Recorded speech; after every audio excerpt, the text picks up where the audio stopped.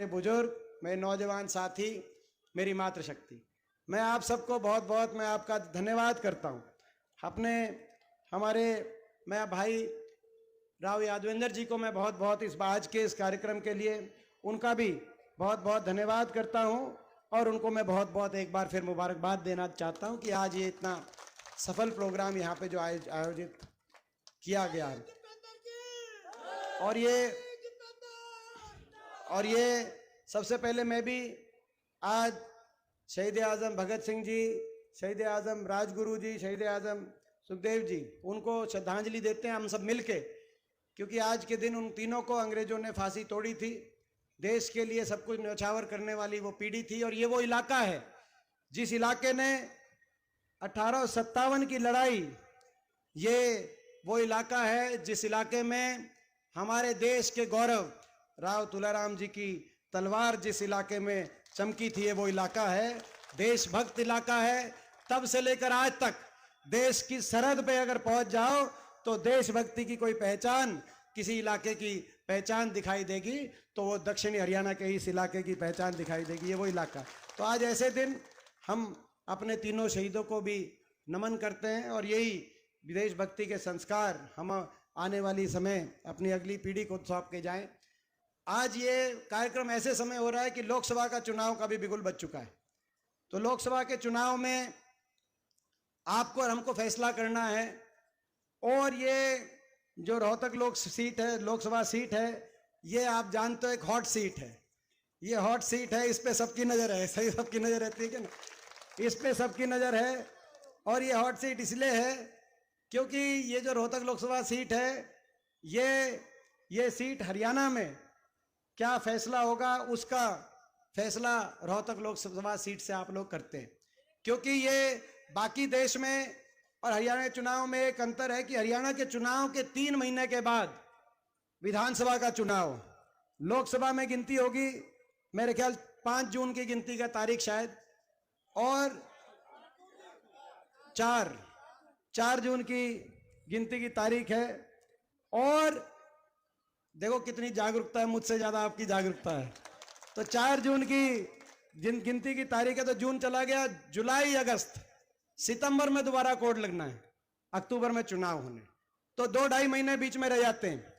इसीलिए हरियाणा में ये जो चुनाव है, ये एक तरीके से हरियाणा के आने वाले समय की सरकार का फैसला भी लोकसभा चुनाव में, इसीलिए हरियाणा के चुनाव में। और रोहतक लोकसभा सीट का चुनाव इसीलिए हॉट सीट का चुनाव है कि यहां से, क्योंकि मैं कांग्रेस के प्रत्याशी के रूप में जब मैं आता हूं तो पूरी बीजेपी के निशाने पे मैं आ जाता हूं, क्योंकि बीजेपी को पता है कि यहां से जिस दिन कांग्रेस की जीत होगी, आपका आशीर्वाद होगा, मुझे मिलेगा, उसी दिन जिस दिन नतीजा आएगा और आपके आशीर्वाद से अगर यहां से मुझे आप मौका मिला तो वो जीत केवल दिल्ली में सांसद बनाने की जीत नहीं होगी, वो हरियाणा में सरकार बदलने की जीत होगी। ये यहाँ का फैसला है, इसीलिए हॉट सीट है।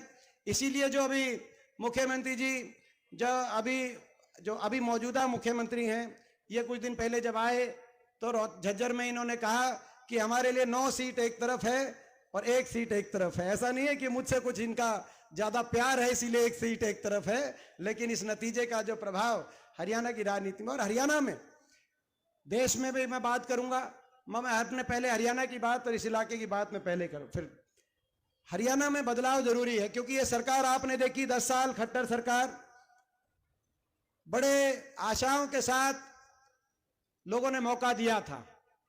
प्रजातंत्र में कोई बात कहे, कोई राजनीतिक दल लोग विश्वास करें, उनको मौका दे, ये स्वाभाविक है। भाजपा ने अच्छे दिनों का नारा दिया था, आपने देश प्रदेश में उनको मौका दिया। ये सरकार बनी हरियाणा में, देश में और हरियाणा दोनों जगह। 10 साल ये जो खट्टर सरकार हरियाणा में रही, आज इनके काम का आकलन करने का समय आया है, तराजू पे तोल के फैसला करने का समय आया। इनने क्या किया? जो हरियाणा 2014 से पहले देश में विकास के मापदंडों में देश में सबसे आगे के राज्यों में गिनती होती थी कि हरियाणा सबसे विकसित राज्यों में से एक है, आज जो विकास में नंबर 1 था हरियाणा, वो विकास दर में तो 10 साल की इस खट्टर सरकार के बाद विकास दर में तो 17वें नंबर पे पहुंच गया। मगर देश में नंबर 1 अगर पहुंच गया तो आज बेरोजगारी में देश में नंबर 1, हर घर में पढ़ा लिखा नौजवान बेरोजगारों की फौज खड़ी हो गई।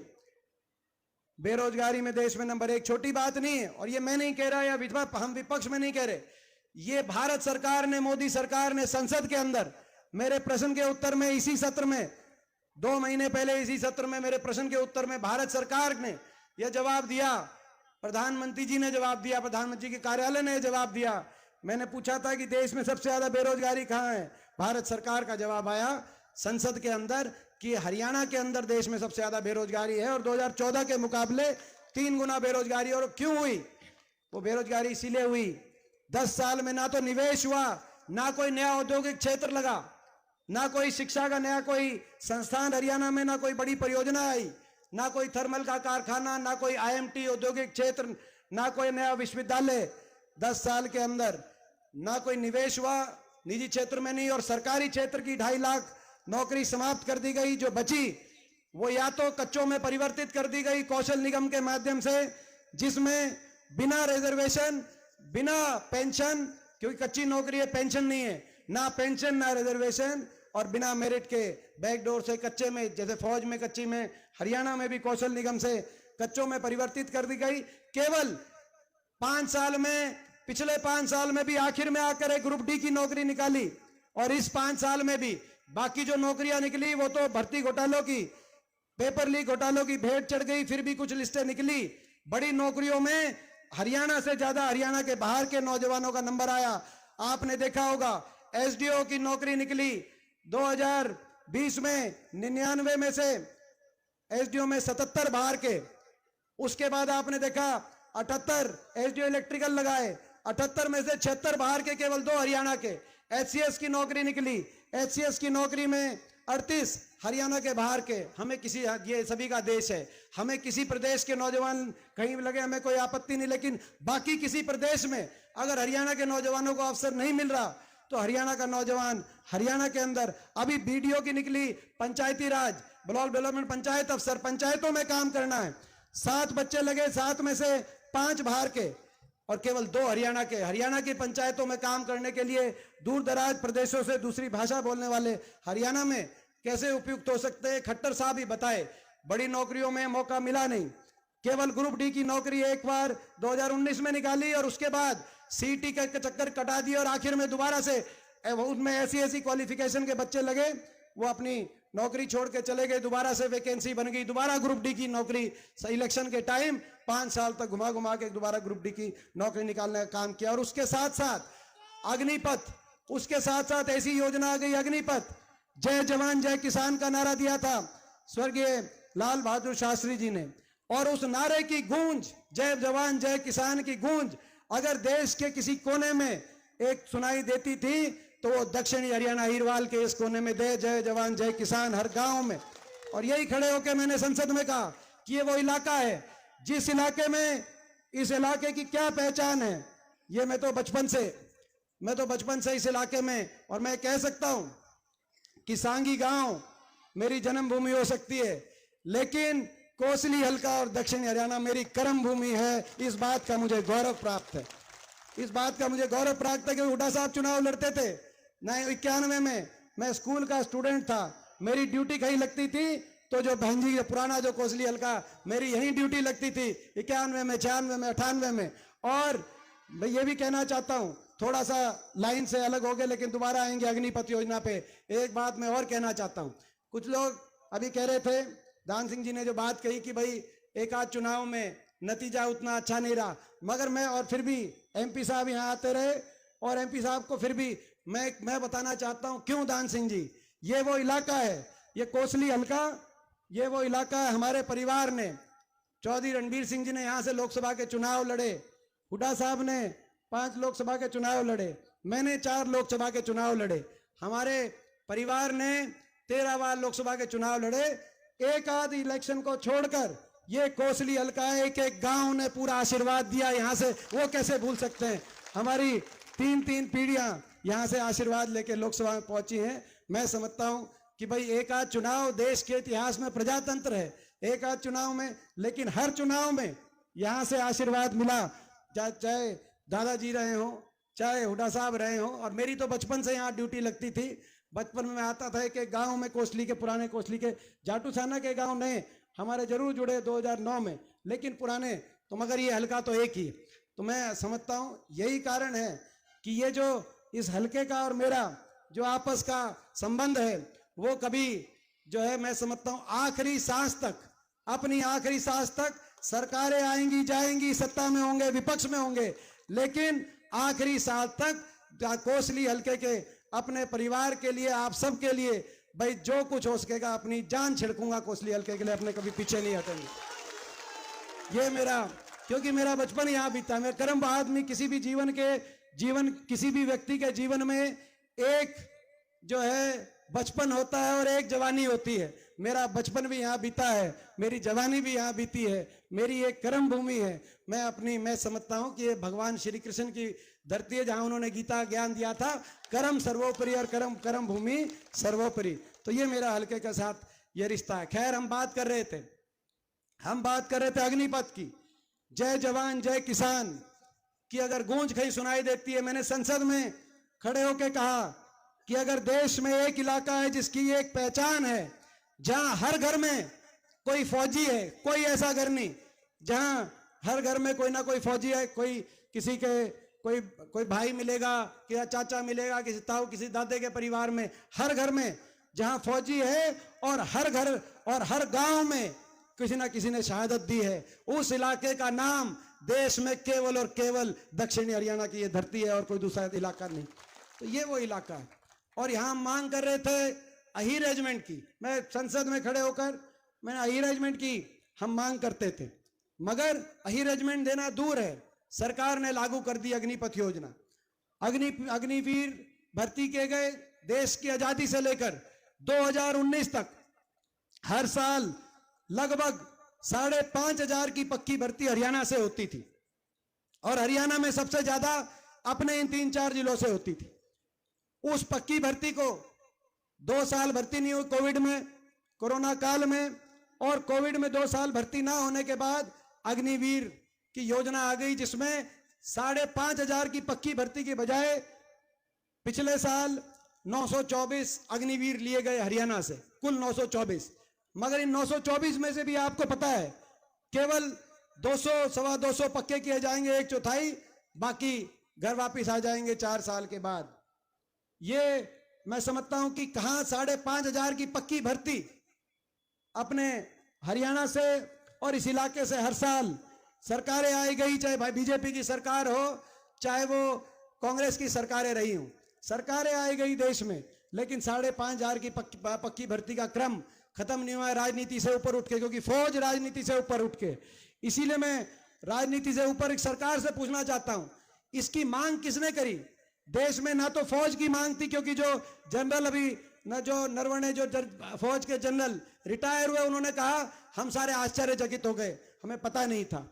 ना तो फौज ने मांग करी, ना किसी पार्टी ने मांग करी, ना देश के नौजवान ने मांग करी, ना किसी पार्टी के घोषणा पत्र में था, कोई भाजपा के घोषणा पत्र में ये बात नहीं थी, और ना ही फौज में कोई ऐसी कमी थी। ये तो वो फौज थी जिसने देश के हमेशा तिरंगे को ऊंचा रखने का काम किया, चाहे कोई किसी की पार्टी की सरकार रही हो, चाहे 1971 में इंदिरा गांधी जी प्रधानमंत्री और कांग्रेस पार्टी की सरकार रही हो, जब पाकिस्तान के 2 टुकड़े इस फौज ने करने का काम किया, और चाहे 99 में अटल बिहारी वाजपेयी जी देश के प्रधानमंत्री रहे हों, जब करगिल के अंदर देश के दुश्मन पाकिस्तान का अगर शीश झुकाने का काम किया, तो उस देश की फौज ने झुकाने का काम किया। इस देश की फौज में कोई कमी नहीं थी, मगर आपने पक्की भर्ती कैंसिल कर दी, और इस फौज में आप ये अग्निवीर योजना ले आगे। पहले तो ऐसा होता था कि फौज में कोई चला जाए तो सगाई लेके घर पहुंच जाते थे, और अब अगर 18 में भर्ती होगी तो भाई जो 21-22 में घर वापिस आ जाएगा, बिना पेंशन के घर वापिस आ जाएगा। अब जो है, और उसके ऊपर तिरस्कार ऐसा, बीजेपी के एक महासचिव हैं, उन्होंने कैलाश विजयवर्गीय जो महासचिव है भाजपा के, उनका बयान आया जब हमने संसद में आवाज उठाई कि अग्निपथ योजना गलत है, तो इतना घमंड कि उनका बयान आया कि जो अग्निवीर बिना पेंशन के वापिस आ जाएंगे, हम देश में बीजेपी के आलीशान दफ्तर खोल रहे हैं, उन दफ्तरों में के आगे चौकीदार लगाने के काम आएंगे। मैं समझता हूं ऐसा घमंड, ऐसा अहंकार ठीक नहीं है। अहंकार और घमंड तो आनी जानी चीज है। अगर कुछ कायम रहा इस देश में तो इस जनता का स्वाभिमान कायम रहा है, देश की जनता स्वाभिमान का। भाजपा को इतना अहंकार नहीं करना। तो मैं समझता हूं कि आज इन सब कारणों की वजह से देश में सबसे ज्यादा बेरोजगारी आज हरियाणा में, खट्टर सरकार की देन, केंद्र सरकार की देन। देश में सबसे ज्यादा बेरोजगारी, देश में सबसे ज्यादा महंगाई। आज अगर देश में सबसे ज्यादा कानून व्यवस्था अगर खराब स्थिति हुई है, हर रोज आप देख रहे हैं कहीं अपराध की तरफ। हरियाणा की एक पहचान थी, एक नारा था, दूध दही का खाना, ऐसा था हरियाणा। अब नशे में नंबर 1 हरियाणा। अपने हरियाणा में नशा भी आ गया है। नौजवान कहीं बेरोजगारी के, नशे के, अपराध के, डिप्रेशन के, कई जिलों में हरियाणा के पलायन कर रहे हैं, विदेशों में भी जा रहे हैं। ऐसी स्थिति हरियाणा की हो गई। विकास की पटरी से उतार दिया हरियाणा। 10 साल में कोई एक काम हरियाणा में किया नहीं, विकास की पटरी से उतार दिया। और हर वर्ग का अपमान अगर किया तो इस खट्टर सरकार ने किया। हर वर्ग, कोई ऐसा वर्ग नहीं। अगर सरपंच गए अपनी मांग मनाने के लिए तो सरपंचों पे लाठीचार्ज, कर्मचारी गए ओल्ड पेंशन स्कीम के लिए तो कर्मचारियों पे लाठीचार्ज, आशा वर्कर आंगनवाड़ी गई हमारी बहनें अपनी मांगों के लिए, उन पे लाठीचार्ज, किसान 3 कृषि कानून जो बड़े उद्योगपति समूहों के, अदानी जैसे समूहों के इशारे पे हो रहे थे, उनके लिए किसानों ने आंदोलन किया तो किसानों पे लाठीचार्ज। महिलाएं, हमारी बेटियां कहते थे कि बेटी बचाओ बेटी पढ़ाओ, लेकिन बेटियों ने अपने लिए न्याय मांगा तो बेटियों को भी आपने देखा किस तरीके से जंतर मंतर पे घसीटना काम। तो ये खट्टर सरकार एक ऐसी सरकार साबित हुई जिसने हरियाणा को पटरी से उतारा और हमारे इलाके को भी पटरी से उतारा। मैं पूछना चाहता हूं, आज खट्टर साहब से पूछना चाहता हूं, आपके 10 साल कार्यकाल के रहे, मैं अब अपने इलाके की भी बात करता हूं। कोसली हलके में 10 साल में अभी बात चल रही थी कि जो अभी मौजूदा सांसद हैं वो नहीं आए, मगर खट्टर साहब आप भी नहीं आए। 10 साल में एक बार आए, एक बार, वो भी पिछले 5 साल में एक बार आए। और पिछले 5 साल में एक बार जब आए थे तो जो कह के गए थे नर्सिंग कॉलेज, मैं पूछना चाहता हूं वो शुरू हुआ कि नहीं हुआ? जो इन्होंने काम किया था, एक काम कह के गए थे, वो भी काम इन्होंने कोई शुरू किया नहीं। एक बार आए, 10 साल नहीं का। 10 साल बहुत बड़ा अरसा होता है। हमारी भी सरकार रही थी, हमारी जब सरकार रही थी, चंडीगढ़ के अंदर हुड्डा साहब मुख्यमंत्री थे, उस समय हर हफ्ते कोसली के किसी ना किसी गांव के अंदर आपका बेटा आपके बीच में हाजिर रहता था। 10 साल हमारी सरकार रही थी।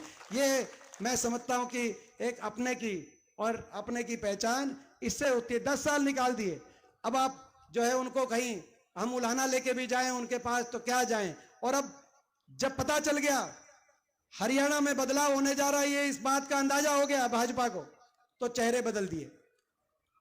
ये वही हरियाणा है जिस हरियाणा में पिछली बार नारा दिया था बीजेपी ने, आपको याद होगा। सरकार तो पिछली बार ही बदल देती, इन्होंने नारा दिया था, क्या नारा दिया था? क्या दिया था? 75 पार। मगर लोग इतने दुखी थे, 5 साल से ही दुखी हो गए थे।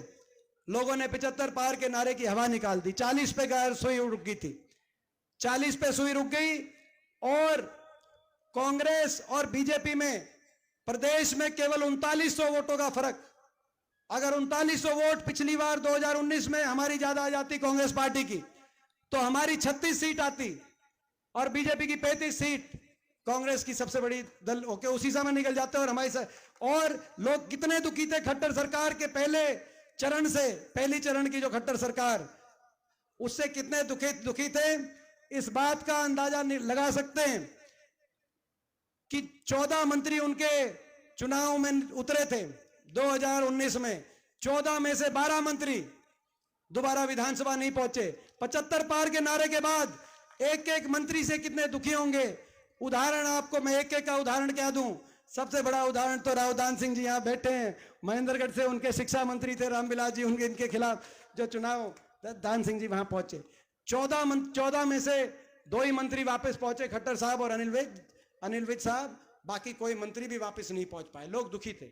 मगर इस बीच में एक और I party, JJP party, Dushyant Chautala की पार्टी, याद होगा उनका क्या नारा था? बीजेपी को करो जमना पार। एक कहता था 75 पार दूसरा कहता था बीजेपी को करो जमुना पार, इलेक्शन होते ही दोनों बन के पक्के यार। यही बात बनी। और दूसरे चरण की आई ऐसी सरकार, दुष्यंत और खट्टर बन गए ऐसे पक्के यार, हरियाणा में हो गया फुल भ्रष्टाचार, जनता करे हाहाकार। 5 साल निकाल दिए। अब देखना दुष्यंत चौटाला को मैं चुनौती उनको दी है, उनकी पार्टी को, जो उन्होंने बीजेपी खिलाफ वोट ली थी। अब मैं उनको आज चुनौती दे रहा हूं कोसली से, दुष्यंत चौटाला जी आप मैदान में आ जाना, आपकी पार्टी आ जाएगी। हरियाणा में 90 सीट हैं, एक किसी सीट से आपकी जमानत नहीं बचेगी, आज हम कहना चाहते हैं। क्योंकि जनता के साथ आपने विश्वासघात कर दिया। इतना बड़ा विश्वास क्या कहा लोगों को कि भाई 5100 बुढ़ापा पेंशन पे समझौता हो गया है, गठबंधन बन गया। मैं पूछना चाहता हूं 5 साल के बाद अपने बड़े बुजुर्गों से, वो 5100 पेंशन किसी की आई या नहीं आई? मैं आपसे पूछना था। 5100 की पेंशन का समझौता नहीं था, हरियाणा को डबल इंजन से लूटने का समझौता था, भ्रष्टाचार की फाइलों को बंद कराने का समझौता था। और हरियाणा में महकमे बांट के आपस में, कौन सा महकमा किसके पास जाएगा, शराब का महकमा किसके पास जाएगा, एक्साइज का किसके पास जाएगा, माइनिंग का महकमा, खनन का महकमा किसके पास जाएगा, आपस में महकमे बांटकर 5 साल तक दोनों डबल इंजन से दोनों ने खाई मोटी मलाई। और अब राम राम करके भाई, दोनों भाई करके राम राम, ये होगा। अब चेहरे बदल लिए, पता चल गया इनको कि नाराजगी हो गई है। हरियाणा में पिछली बार 3900 वोटों से किस्ता बची थी, इन्होंने गठबंधन की, इस बार लोग नाराज हैं, हर वर्ग के लोग नाराज हैं। हरियाणा का भट्टा बिठा दिया इस सरकार ने, नाराजगी हो गई तो चुनाव से 2 महीने पहले चेहरे बदल दिए। मगर मैं आज कहना चाहता हूं बीजेपी वालों को, आपने मुख्यमंत्री भी बदल दिया, आपने उप मुख्यमंत्री भी बदल दिए, अब चेहरे क्या बदलोगे? अब तो चुनाव की घोषणा हो चुकी है, अब तो लोग हरियाणा की सरकार ही बदलेंगे। आज मैं इनको कहना चाहता हूं, अब क्या आप चेहरे बदलेंगे? और चेहरे भी बदले और सरकार भी ऐसी कि इस इलाके का, हमारे इस इलाके का मान सम्मान नहीं हुआ, इस इलाके का मान सम्मान नहीं हुआ। हम कांग्रेस पार्टी की सरकार थी, कांग्रेस पार्टी की सरकार रही हरियाणा में 10 वर्ष। हरियाणा की सरकार में 2 कैबिनेट मंत्री और 2 जो है राज्य मंत्री, 4 मंत्री, 2 कैबिनेट मंत्री और 2 राज्य मंत्री, जिसमें हमारे जयदान सिंह जी भी थे, अनीता जी भी थी, चाहे हमारे राव नरेंद्र जी कैबिनेट मंत्री थे, चाहे कप्तान अजय जी हमारे कैबिनेट मंत्री रहे हों। और कोसली हल्के में जो है कोई मंत्री की, राज यादवेंद्र जी पूछते थे कि ये सारे मंत्री बन गए बाकी? मैं कहा भाई क्योंकि आप हमारे भाई हो, हमारे परिवार के सदस्य हो, यहाँ पे आप और हमको मिलके काम कराना है। फिर ये सारे मंत्री कहते थे कि जी मंत्री नहीं है लेकिन काम सबसे ज्यादा आप कोसली में ही कराते हो। तो ये मैं समझता हूँ कि इनने 10 साल निकाल दिए। और जो है मैं समझता हूँ ना तो दक्षिण हरियाणा का सम्मान रखा, ना अहिरवाल का सम्मान रखा अपने कैबिनेट में, और ना पूरे रोहतक लोकसभा क्षेत्र से भी किसी को एक को भी अभी राज्य मंत्री का दर्जा भी पूरे, ना रोहतक लोकसभा क्षेत्र से किसी को एक देने का इन्होंने काम किया। तो ये मैं समझता हूँ कि आज इस सरकार के आपके सामने है, तो ये समय है, मौका है। मैं आप सबसे पूछना चाहता हूँ, पहले हरियाणा की बात करें कि भाई हरियाणा में ये सरकार बदलनी है और इस सरकार को बदलने में आपका पूरा साथ सहयोग रहेगा तो एक बार हाथ खड़ा करके। और भाई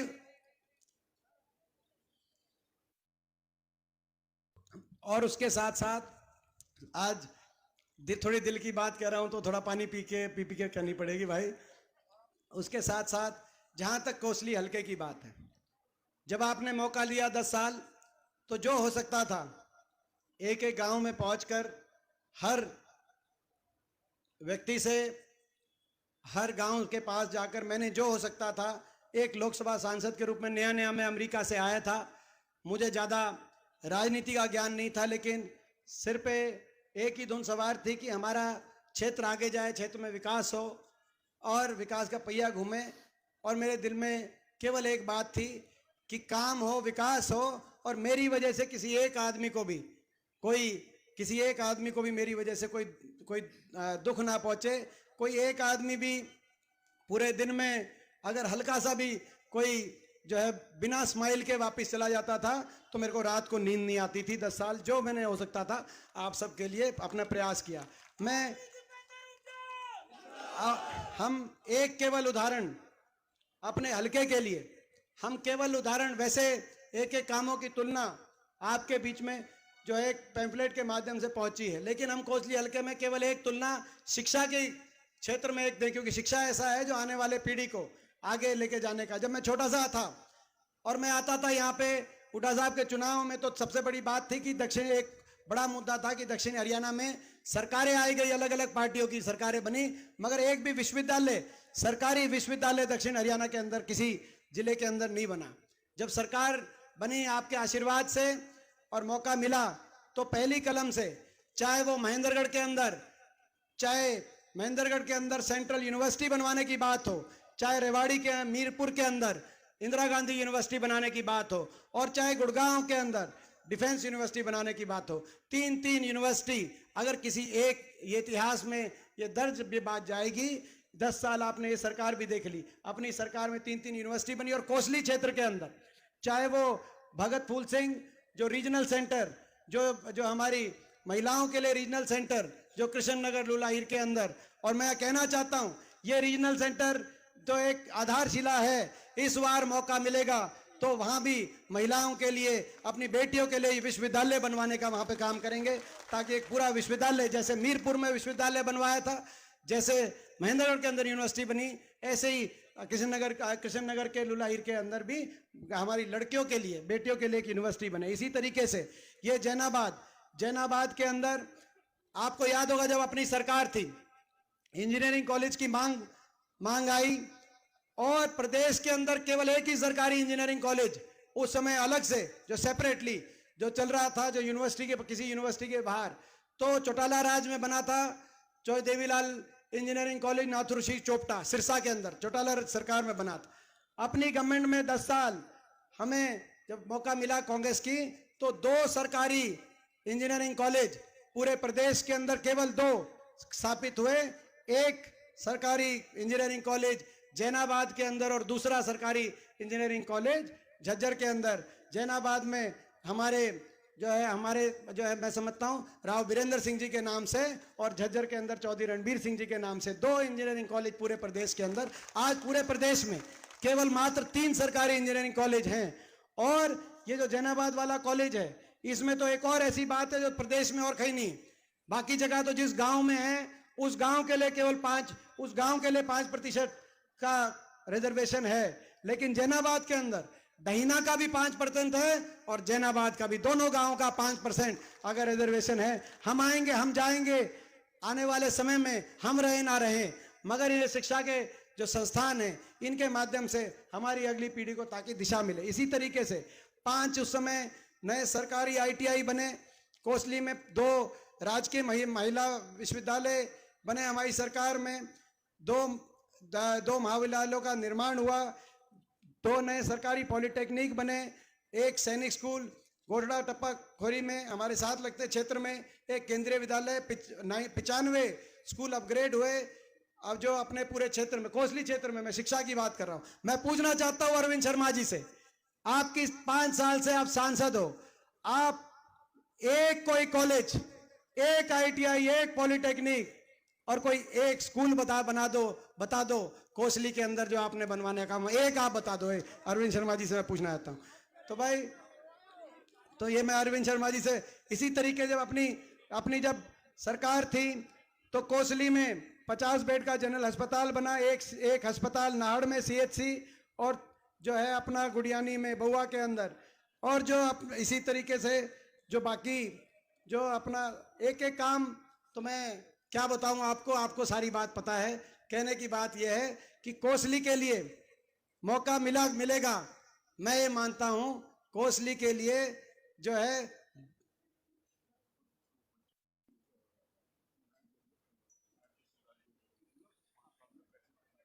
और आप अंदाजा लगाओ, हमने उस समय यहाँ पे सब तहसील डहीना के अंदर इसको मंजूरी दिला के हम गए थे, लेकिन उसके जो पैसे तक थे, खट्टर सरकार ने उसके पैसे तक भी यहाँ पे जो अपना उसकी जो मंजूरी थी यहाँ पे उसके पैसे तक भी खट्टर सरकार ने मंजूर नहीं किए, कितना लंबा समय निकाल दिया। 100 बात की एक बात यह है कि भाई मौका मिलेगा तो कोसली के लिए जितना भाई आपका बेटा दीपेंद्र जितना कर देगा, मैं समझता हूँ कि वो आप अंदाज़ा लगा सकते हो।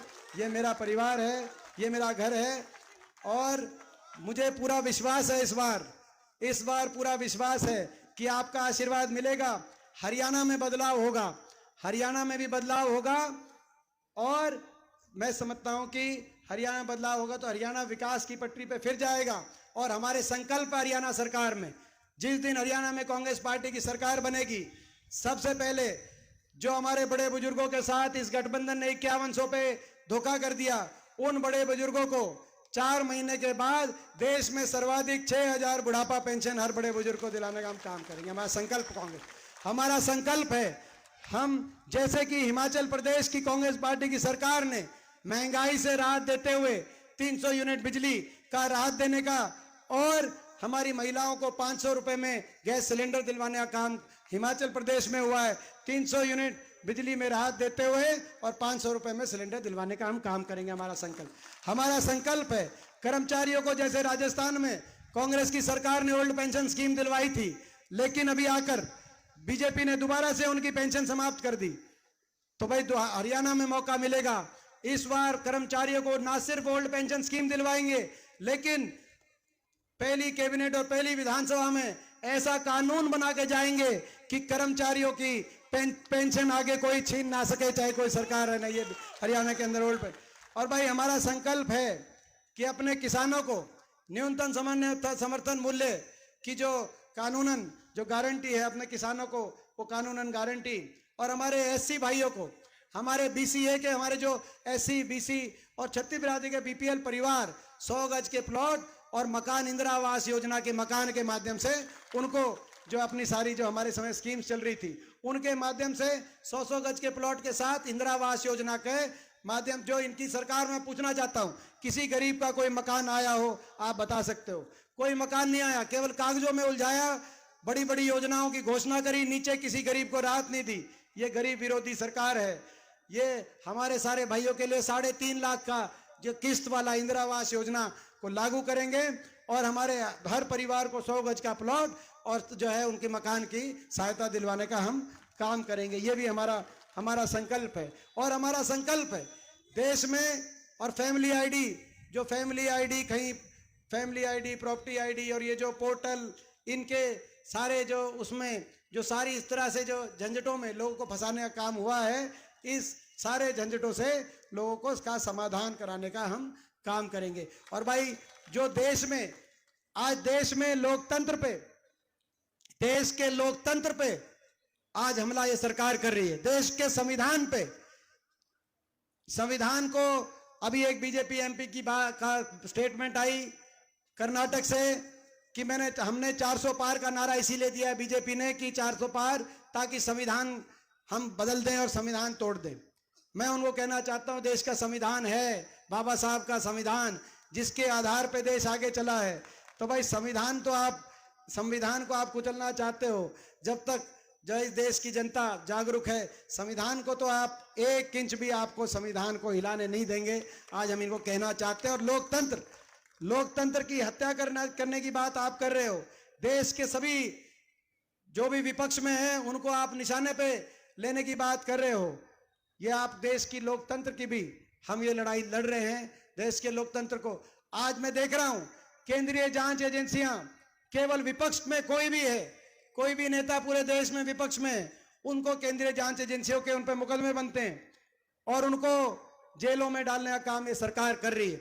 लेकिन कोई बीजेपी ज्वाइन कर जाए, अगले दिन वो मुकदमे माफ हो जाते हैं, अगले दिन वो मुकदमे माफ हो जाते हैं, ठंडे बस्ते में चले जाते हैं। ये भ्रष्टाचार का कौन सा स्वरूप है? बड़े बड़े मुकदमे बने। एक कुलदीप बिश्नोई हमारे विधायक थे, कांग्रेस में थे पहले, आदमपुर से, राज्यसभा में आपकी वोट डाल दी, बीजेपी ज्वाइन हो गए।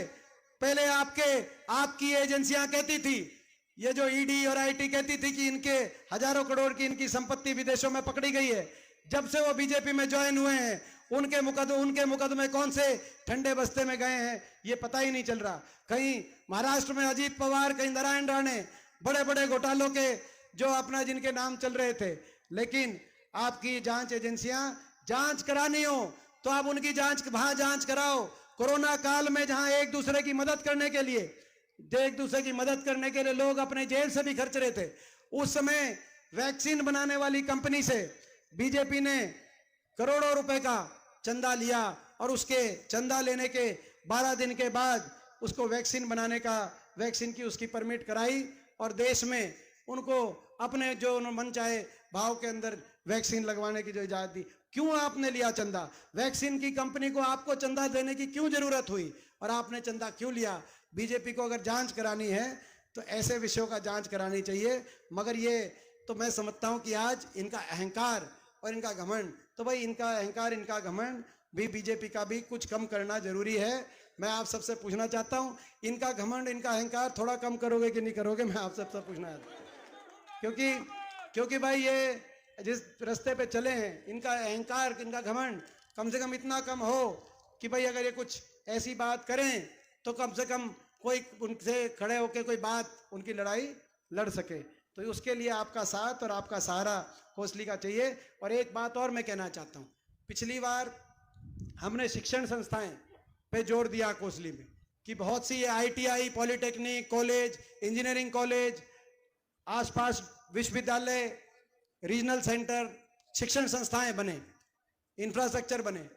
मगर उसके साथ साथ आने वाले समय में अगर हम अपने नौजवानों को अच्छी दिशा देना चाहते हैं तो औद्योगिक निवेश भी अपने क्षेत्र के अंदर जरूरी है।